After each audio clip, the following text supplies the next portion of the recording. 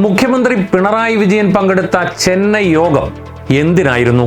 Indian federal മൂല്യങ്ങൾ തകർക്കാൻ നിത്യേന എന്നവണ്ണം ശ്രമിക്കുന്ന കേന്ദ്രം സംസ്ഥാനങ്ങളുടെ അവകാശങ്ങൾക്കും അധികാരങ്ങൾക്കും അഭിപ്രായങ്ങൾക്കും തെല്ലും വില കൽപ്പിക്കുന്നില്ല. സംസ്ഥാനങ്ങളുടെ യൂണിയനാണ് ഇന്ത്യ എന്ന ഭരണഘടനാ തത്വം തന്നെ മോദി ഭരണം അട്ടിമറിക്കുകയാണ്. അതിനെതിരായ ജനാധിപത്യ ശക്തികളുടെ ഒത്തുചേരലായിരുന്നു ആ യോഗം. എന്തിനാണ് ലോക്സഭാ മണ്ഡല പുനർനിർണയത്തെ എതിർക്കുന്നത്? ജനസംഖ്യാ നിയന്ത്രണം ഫലപ്രദമായി നടപ്പാക്കിയ ദക്ഷിണേന്ത്യൻ സംസ്ഥാനങ്ങളെ ദോഷകരമായി ബാധിക്കുന്ന മാനദണ്ഡങ്ങളുടെ അടിസ്ഥാനത്തിലാണ് മണ്ഡല പുനർനിർണയത്തിനൊരുങ്ങുന്നത്. ഉത്തരേന്ത്യൻ സംസ്ഥാനങ്ങൾക്ക് ലോക്സഭയിൽ കൂടുതൽ സീറ്റുറപ്പിക്കാനും ഈ മേഖല വഴി അധികാരം തങ്ങളിൽ കേന്ദ്രീകരിക്കുകയുമെന്ന സംഘപരിവാർ അജണ്ട സാധ്യമാക്കുകയുമാണ് ഇതിനു പിന്നിലെ രാഷ്ട്രീയം.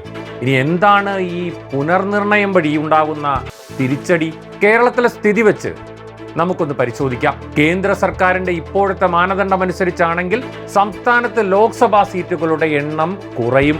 കാരണം കേരളം അടക്കമുള്ള സംസ്ഥാനങ്ങളിൽ ജനസംഖ്യാ വർധന ദേശീയ ശരാശരിയേക്കാൾ കുറവാണ്. 1971 സെൻസസ് പ്രകാരം 73 അവസാനമായി മണ്ഡല പുനർനിർണയം നടത്തുമ്പോൾ ഇന്ത്യൻ ജനസംഖ്യയുടെ 3.89% കേരളത്തിലേത്.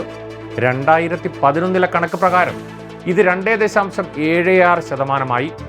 ജനസംഖ്യ സീറ്റിന്റെ മാനദണ്ഡമാക്കുമ്പോൾ കേരളത്തിന്റെ പ്രാതിനിധ്യം കുറയും. BJPക്ക് സ്വാധീനമില്ലാത്ത ദക്ഷിണേന്ത്യയിൽ ലോക്സഭാ സീറ്റുകളുടെ എണ്ണം കുറയ്ക്കൽ പുനർനിർണയത്തിന്റെ മുഖ്യ അജണ്ടയായി അവർ മാറ്റിയിരിക്കുകയാണ്. സീറ്റ് മാത്രമാണോ പ്രശ്നം? കൂട്ടായ പ്രതിരോധം സീറ്റുകൾക്ക് വേണ്ടി മാത്രമല്ല, വൈവിധ്യമുള്ളതും എല്ലാവരെയും ഉൾക്കൊള്ളുന്നതുമായ ഇന്ത്യയെ സംരക്ഷിക്കുവാനുള്ള പോരാട്ടവുമാണെന്ന് മുഖ്യമന്ത്രി പിണറായി വിജയൻ തന്നെ വ്യക്തമാക്കിയിട്ടുണ്ട്. ബഹുസ്വരതയിൽ അധിഷ്ഠിതമായ ജനകീയ ഐക്യമാണ് ഇന്ത്യൻ ജനാധിപത്യത്തിൻ്റെ സവിശേഷത. അത് തകർക്കുവാനുള്ള സംഘപരിവാറിൻ്റെ നീക്കത്തിനെതിരായ കൂട്ടായ്മയാണ് ചെന്നൈയിൽ കണ്ടത്.